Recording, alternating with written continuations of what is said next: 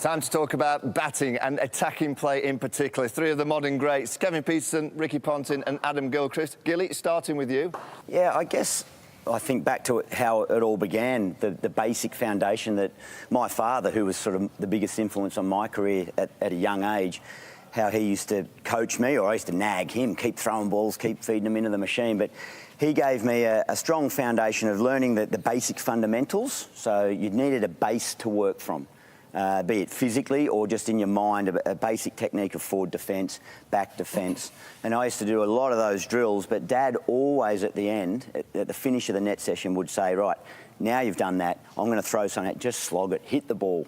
It's what the game's about. That's what the fun part of it, that's why we play. When you talk about base, you're talking about the stance, the width of the stance? Probably more a base to work from, that you're confident that, you know, if a good ball comes, and I guess the big point, and I think that everyone would agree here, you learn your own technique. I mean, I grew up, and I think most of us grew up with all the Calling All Cricketers textbook, and that's what you sort of had in your mind, but eventually you work out your own technique. Look at Hanscom, look at Smith at the moment.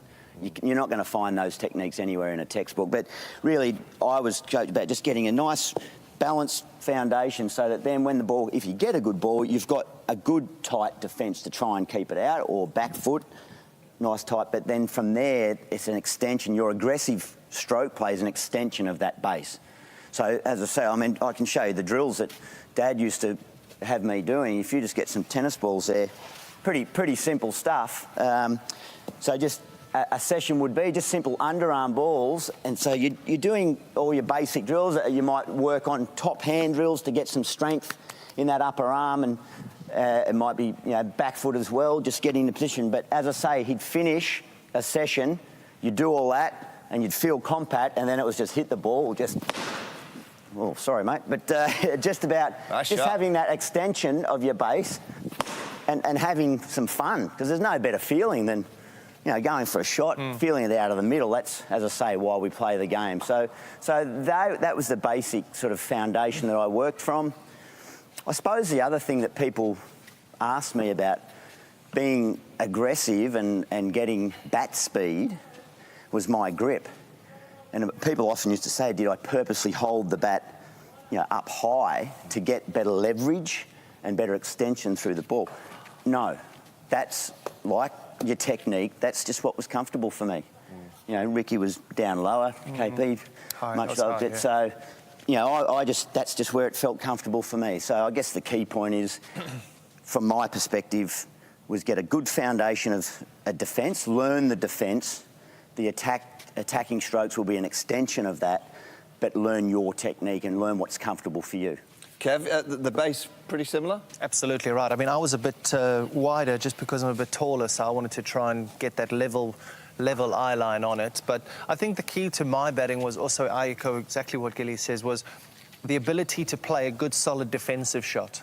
And I think when you can defend and you can defend straight and you're comfortable defending, then you know that the bowler's best ball you can manage. If you can manage the bowler's best ball, then you have the confidence to try and start improving on that and accelerating through your stroke play. Now, I busted my arm. I got excuse me, pins and plates in my arm when I was 11 years of age. That stopped me playing rugby. But what it helped me do is it helped me to play hockey. I played a lot of squash. I played a lot of tennis. And a lot of people talk about the way that some players step across their stumps and they hit the ball across their stumps, or that switch hit and playing the reverse sweep. I found it actually quite comfortable, quite easy to play, because all the switch hit is it's a backhand squash shot. So you're running around a squash court, it's a backhand. It's a backhand. It's a backhand tennis. I mean, the top spinner or more the back spinner. So for me, it wasn't a difficult shot. It was a controlled shot. It was controlled aggression, but it was all about manipulating the field. And that's what people say. Against Muralitharan, against Vaughan, against the Aussies in 10-11, once you beat the left-arm spinner from around, he'd come over the wicket. And what do you do when he comes over the wicket is he bowls into the rough. When you bowl into the rough, you set a 6-3 leg side field. You'll have the slip in place. You might have a backward point, you might not, or you might have a sweeper on the boundary. One fielder, two fielder. So if you block off my whole leg side, you cannot get me out LBW. I'm going to get my pad in the way, and then it's just an easy shot to accumulate runs, and also just basically try and get the bowler to go back. Can you show us a few of those shots? Absolutely. So it's all about defeating the bowler. It's about defeating the captain as well. And once you've defeated them from around the wicket, you're hitting them through the extra car, you flick in, you're doing whatever you need to do. The bowler thinks, right, defensive mode is to go over here. Now, all it really is a backhanded shot. And that's a safe shot. That might look like a risk, but when a bowler goes around the wicket, backward point generally isn't up. They might not have a backward point, or backward point might be on the boundary. So any top edge is 2, 3, 4. I remember going to 100 in India and in Sri Lanka with exactly that same shot. There was no fielder there. The bowler was around the 6-3, and there really is no risk. That's not out because it's pitched outside leg stump. So there really isn't any risk if you miss the ball and you get your pads in the way. But you can just hit the ball and you can just manipulate the field, and then the captain thinks, this isn't working, I've got to do something with my field. He maybe take one man from that side, and then you can start playing the power shots again. So for me, I was always 4-3-2-1 in scoring. I always looked for a boundary first, and then went down. Yeah, and it must be an amazing test of the mindset and strength of mind to be taking that risk, changing the game of Test cricket with innovation. You know, I think everyone associates those sort of shots to short version cricket, don't they, to open up scoring rates. Test cricket was easier, was better. Yeah. Because Test cricket, you could pack a leg side field. In one-day cricket, you can't pack a leg side field. Yeah. And also with the wicket spinning a lot more, they think it becomes more of an attacking option. But you can see there, one ball hit me here, it's going to hit the stumps, but it's pitched outside leg, so it's not out. And the calculated risk you're talking about there is if you're batting here with rough outside the leg stump, if you come down and try and hit the ball that way to the leg side from out of the rough, that's a bigger risk than just playing with a spin. Than what doing that is, Rick, we talk about all the shots, all the different tricks that these guys brought to the game. What about the mindset? You know, what's the mind like when you're trying to be ultra aggressive? Well, batting for me was all about scoring runs, and it was showing that positive intent and putting the pressure back on the bowler to get them to bowl where I wanted them to bowl. That was basically my batting mantra from the start. So, look, I did nothing different than anybody else. Gilly talked about the grip. My grip was a little bit lower on the bat because I probably wasn't as big and as physically strong, and I wanted to make sure I felt like I had complete control of the blade.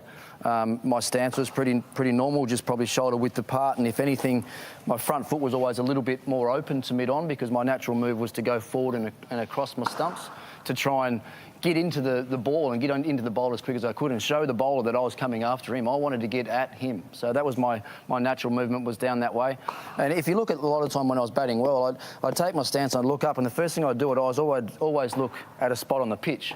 And that spot on the pitch for me... So as soon as you take a guard, you're in your stance, the first thing you look at is... Always look down there. How big is it? I used to visualise like an A4 piece of paper on an area where... Whereabouts? Where are you looking? What? Well, it was normally a few, and it changed for different bowlers as well. Obviously, the height of the bowler... Talking here? Dictated that probably a little bit further, about there. So what I'd visualise as being a forward defence length. So basically what I was saying to the bowler was, if you're good enough to hit that, that's going to be a defensive shot for me. But with my intent and what I'm trying to do to you, I'm trying to make, by coming forward, I'm trying to make you bowl short of that. If you land the ball short of that, I think I can pull you from that length. And also, by visualising that area there, if you pitched up on the full side of it, the way I was going at the ball, I felt I could get forward and drive the ball back down the ground. So what I was trying to do was minimise the bowler's margin for error, if you like. And if you look at my career, my two strong shots probably were punching back down the ground to mid-on and hitting a good pull shot off balls that weren't overly short.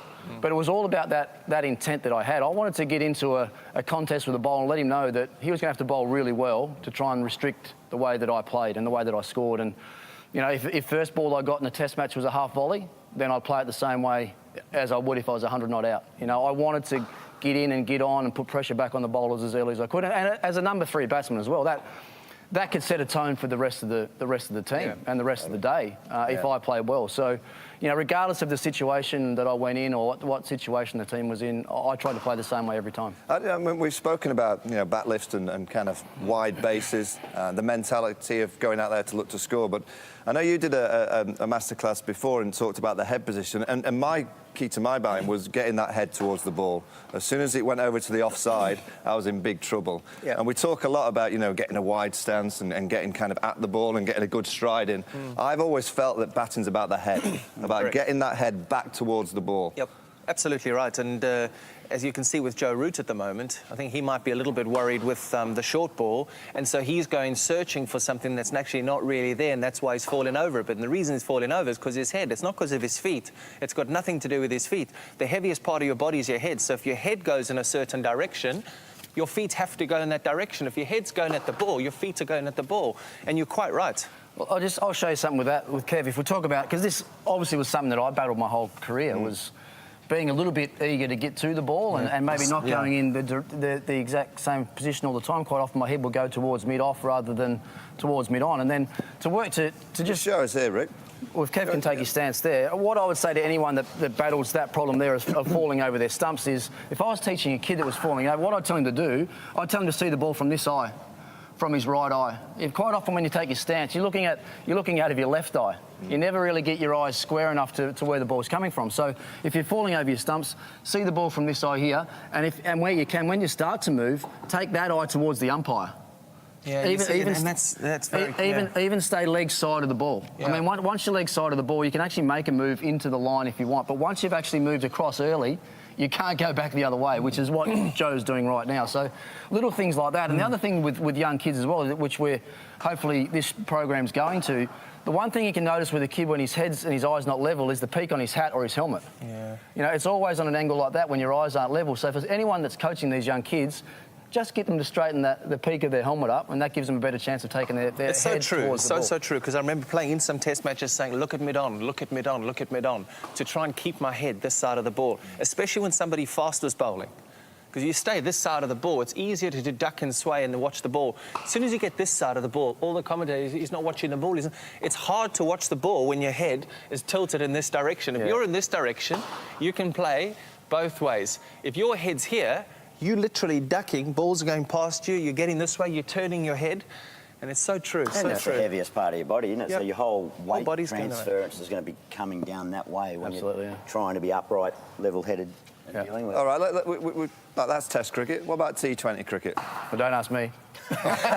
You were pretty good, mate. Ask these two. What are we looking at in T20 cricket? What do players need now? They need a tee box. Yeah. What changes in your technique that you've just told us about? Well, I'll tell you, I'll jump in because usually, well, in all my T20 cricket, I open the batting. So for me, it was pretty much no change of my mindset or technique. The field was up, a la one-day cricket, brand new ball, so a couple of field restrictions, power play. So for me, there was plenty of gaps to hit. I didn't have to sort of think I've got to go aerial to try and hit sixes.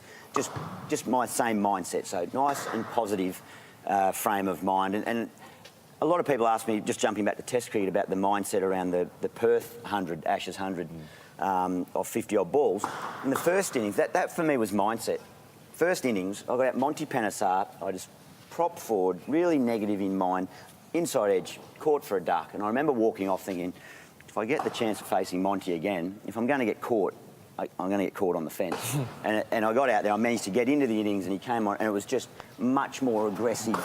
So it's not so much, you know, the end result of hitting sixes, but it's aggression in the feet, getting down, getting out of your crease, being prepared to take that risk. Whereas if you're negative and proper, you're going to get out. Well, that's a really good point you make there, because as soon as you are looking to score and looking to hit the ball, all your movements speed up. Because you're actually trying to get into a position early where you can actually strike the ball. But if you're looking to defend only, all your movements are slow because you're not looking to move anywhere, you're just looking to do this and defend. You never get yourself in a good position to play a shot. The dismissal of Steve Smith, Overton's first Test wicket, that's exactly... He's just on the move, the ball hits his pad. If he's more aggressive with that leg movement, it hits his pad, thuds there, goes down, not out, outside the line. But he's just on the move, it hits his pad, goes to the inside edge, chops it onto the stump. So it's, a little bit of something on T20 cricket. T20 cricket is exactly the same as Test cricket, exactly the same as one-day cricket. You just give yourself less time to get yourself in. So your mindset, for me personally, is absolutely 100% like I did in Test match cricket. What I did in Test match cricket, I tried to get myself to 10 runs before I started taking advantage. I tried. I really did try. It didn't mean that my intent wasn't there to get to those 10 runs in 2 balls. just hit it to mid-on and go, yes! Yeah, well, exactly right. So there was intent. That's the intent, to score. I was always looking to score. But in T20 cricket, doesn't matter where I come in, I bat 3, 1, 2 or 3, it's always 10 balls. But also the intent to walk out there, and I have a laugh with some players, said you've got to walk yourself in, and while you're walking in, you get yourself out. And I know I speak a lot to these guys when I walk out to bat in Australia, and it's quite refreshing because you can talk about what you want to do, and you can say, well, you've actually got to deliver this now because this is what you're talking about. But it's all about the intent to score, and having captained in T20 cricket, you understand how fragile bowlers are.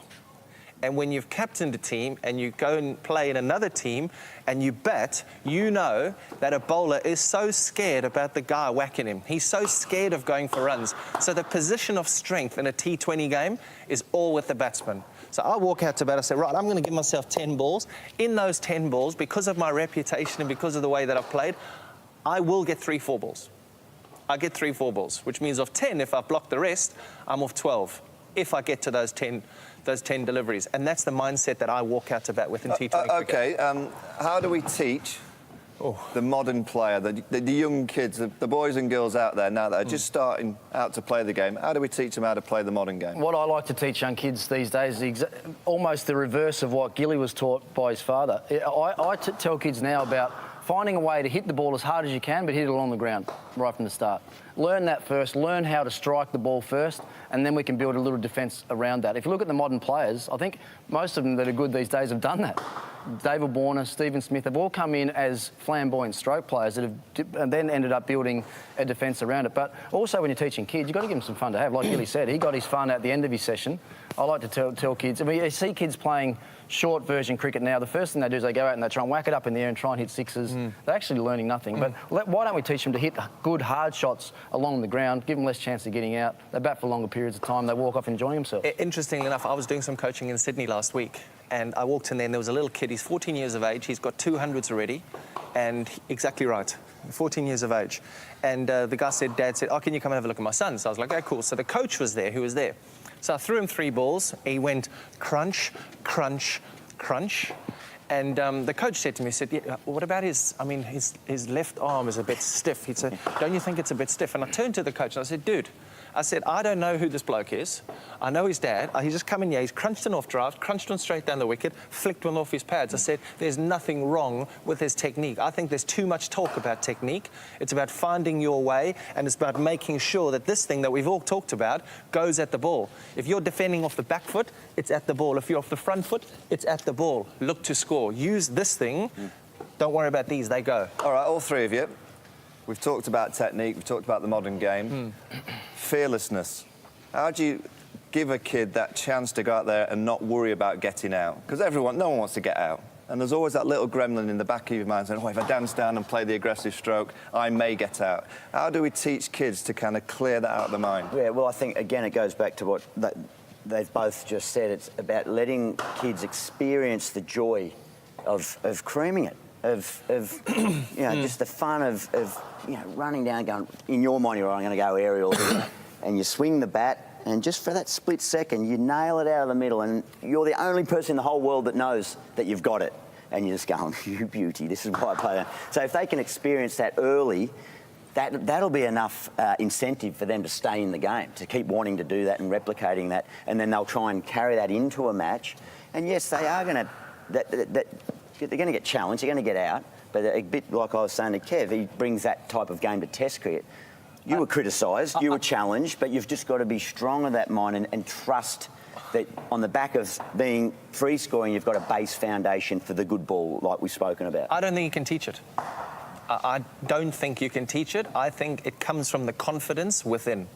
The more successful you get, the more patient you're going to get with your failure, the more you're going to accept failure, and the more that you're going to understand that failure happens because you've also achieved some good stuff. I do not think for one stretch of the imagination I can take that bloke there with that bucket head on and teach him how to be fearless. I don't think I can. You've got to do it yourself. You've got 2 choices, haven't you? You train 2 or 3 times a week to be ready to play on game day. So if you're going to get confidence out of anything, you've got to try and get something from the way that you train. So if you think on the weekend you're going to be playing a spinner and you want to be able to use your feet, then you've got to do that all week of training, right? Yeah. Give yourself a chance. Yeah. So that's the one thing I was saying. But the other thing I'd say to the kids is just see the positive outcome.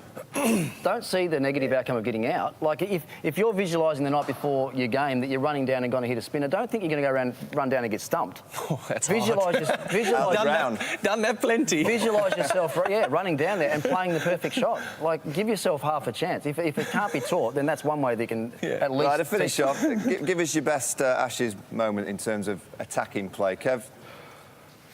Which innings would you say? It has to be 2005, that final day in 2005, because that spell of Brett Lee after lunch was pure instinct. It had nothing to do with technique, had nothing to do with power, nothing to do with talent. It was technique. It was either him or me. It was a sixth-a-thon, and I could have got out any ball.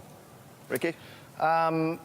Well, this might sound funny because we're batting for a draw, but I think the intent that I showed with my batting in Old Trafford 2005 in tough conditions, I stuck to my actual game plan right the way through that day. Still managed to score quite freely, but never got outside of my natural instinct, so that was be one for me. Gilly, you've already mentioned Perth. Is that another one, 2006? I guess so. I in an Ashes, first innings of an Ashes test in Brisbane a few years before, got out for a duck. So second innings went in there, and again, you dreaded pair, but again, it just managed to trigger myself, and Ashley Giles was bowling. I thought, right, I've got to go big here. If I'm going to get out for a pair, I'm going to get caught on the fence, and managed to get away with a six. So again, it's like Kev talks about the oval. Could have been out any ball. He got dropped, but he kept backing himself. So I think that's the key thing. So yeah. Well, talking of drops, Gilly, mine was 2005. When I got 160 odd. I think you helped me out on about 40 with your right hand didn't quite grab hold of that edge behind. We've done the wicket keeping masterclass before. we don't need to talk about the keeping. Our worst day in Test cricket. Well, anyway, Kev, thank you very much. You've given me a lift up there, Gilly. Thank you. Gilly, Ricky, Kev, thanks so much for that. Three of the best. Hope you've enjoyed that.